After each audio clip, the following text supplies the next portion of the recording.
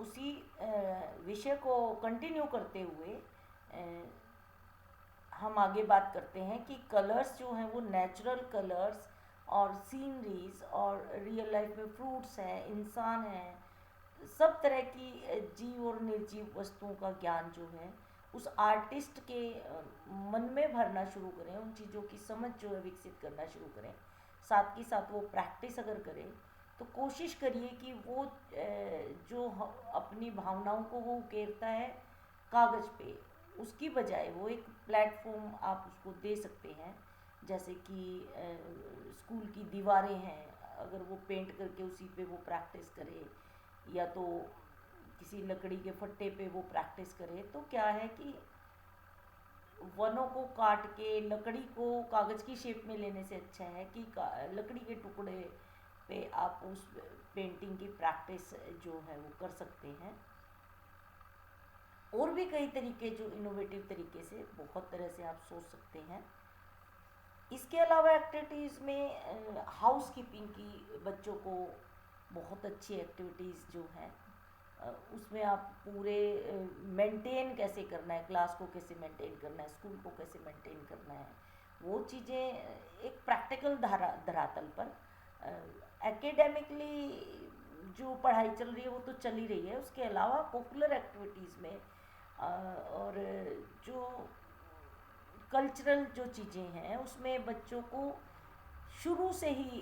एक enough time, एक enough platform मिलना चाहिए। सेशन के शुरू में जैसे बुक्स का सिलेबस है, इस इन चीज़ों को भी आप सीरियसली लें। जिनको खेल में अगर इंटरेस्ट है तो खेलने का मौका, ज़रूरी नहीं है, कई बार क्या होता है कि आपके पास स्टाफ का टाइम टेबल इतना सूटेबल नहीं होता या और बहुत सारे कारण हैं, तो कम से कम आप जो है स्टूडेंट्स को प्लेग्राउंड में तो छोड़ ही दीजिए जो उनका खेलने का टाइम है। हाँ, निगरानी के लिए एक टीचर होना बहुत ज़रूरी है। भले ही स्पोर्ट्स टीचर अवेलेबल नहीं हो तो आप कोई सब्सटीट्यूशन दे सकते हैं किसी को, लेकिन ये कोशिश करिए कि रेगुलर बच्चा प्लेग्राउंड में जाए, क्योंकि उसकी फ़िज़िकल एक्सरसाइज, उसका फ़िज़िकल जो मूवमेंट्स जो हैं वो बहुत ज़रूरी हैं। किसी दिन भी बच्चे का एक पीरियड ना हो ऐसा नहीं होना चाहिए। कम से कम हर क्लास का एक पीरियड तो गेम का होना ही चाहिए। वो फिज़िकल इन्वॉल्वमेंट जो है वो बच्चे को प्रेरित करती है अपने आप को स्ट्रॉन्ग बनाने में, और खेल में बच्चे बहुत ज़्यादा इंटरेस्ट लेते हैं।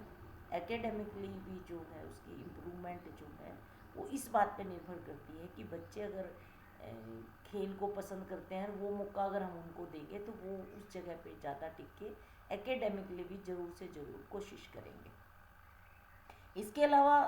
भाषण प्रतियोगिता, कविता प्रतियोगिता, जर्नलिज्म, हर तरह की एक्टिविटीज़, भले ही आपके पास प्रॉपर स्टाफ ना हो लेकिन वो प्रैक्टिस में बिल्कुल सेशन के स्टार्टिंग में ही हमें डाल देना चाहिए, क्योंकि किसी एक प्रतियोगिता का या बाहर से निमंत्रण का इंतज़ार हम ना करें। हमारा मतलब एक कौम तैयार करना है, हमारा मतलब बच्चों को अगली पीढ़ी के लिए तैयार करना है। वो किसी कंपटीशन का मोहताज ना हो। कंपटीशन आएगा तब तो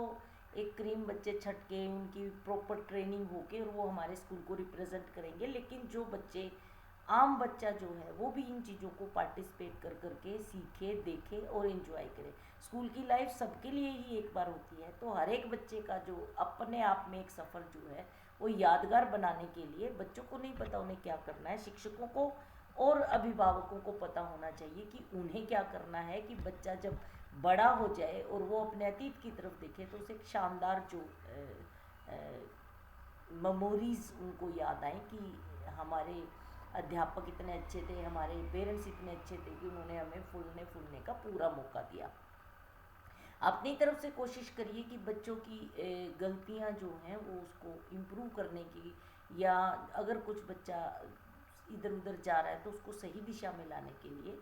आप उसका मन बदल सकते हैं, उसका की गतिविधियां बदलने की कोशिश कर सकते हैं, उसको वो प्लेटफॉर्म दे सकते हैं जो उसको पसंद है, वो सही गलत का निर्णय ले सके और सही तरफ जो है वो अभ्यास की तरफ बढ़े। इसके लिए हमारा अगर पॉजिटिव एटीट्यूड होगा, अगर हम पॉजिटिव कोशिश करेंगे तो हमें देखकर आसपास का इन्वायरमेंट भी पॉजिटिव होगा। बच्चे जो हैं वो बच्चे ही होते हैं, वो छोटे हैं तो वो छोटी बातें कर सकते हैं, गलतियाँ कर सकते हैं, इसमें कोई नई बात नहीं है। स्वाभाविक है कि बहुत ज़्यादा मैच्योरिटी इंसान अनुभवों से सीखता है। जैसे जैसे वो लाइफ में किसी चीज़ के लिए कोशिश करता है, कोशिश करने वालों से ही गलतियाँ होती हैं। हम इतने बड़े हैं, हमसे भी कई बार गलतियाँ हो जाती हैं, तो हम कोशिश करें कि बच्चों की गलतियों को जो है वो एक अलग दिशा देने की कोशिश करें कि जहाँ वो गलत कर रहा है उसको वहाँ से हटा के उसके मन को, उसके तन को किसी और एक अच्छी गतिविधि में लगाया जाए। एक्टिविटीज़ जो हैं वो बच्चे के एकेडमिकली इम्प्रूवमेंट में भी बहुत ज़्यादा हेल्पफुल होते हैं, ये मेरा निजी अनुभव है। अगर हम बच्चे को उसके पैशन को ग्रूम करने में, उसके हॉबी को ग्रूम करने में अगर मदद करते हैं, उसको वो प्लेटफॉर्म देते हैं, उसको पार्टिसिपेशन के लिए जो है अगर प्रोत्साहित करते हैं, तो हमारे तरफ से ये एक अच्छा कदम होगा। ज़रूरी नहीं है कि हर बच्चा ट्रॉफी लेके आए, ज़रूरी नहीं है कि फर्स्ट सेकंड थर्ड आना ही ज़रूरी है। बच्चे को हर तरह का अनुभव होना चाहिए, वो फर्स्ट सेकंड आए या पार्टिसिपेशन करे, दोनों ही स्पेशल उसके लिए होनी चाहिए। उसकी हार भी स्पेशल होनी चाहिए कि बच्चा अगर हार जाता है, बच्चा अगर किसी में अच्छा प्रदर्शन नहीं कर पाता, तो वो माइंडली उसको इतना स्ट्रॉन्ग बनाना कि उसको फेस वो कर सके कि अगर हम कोई चीज़ लूज़ कर सकते हैं तो उसको पॉजिटिवली फेस करना भी बच्चा सीखे।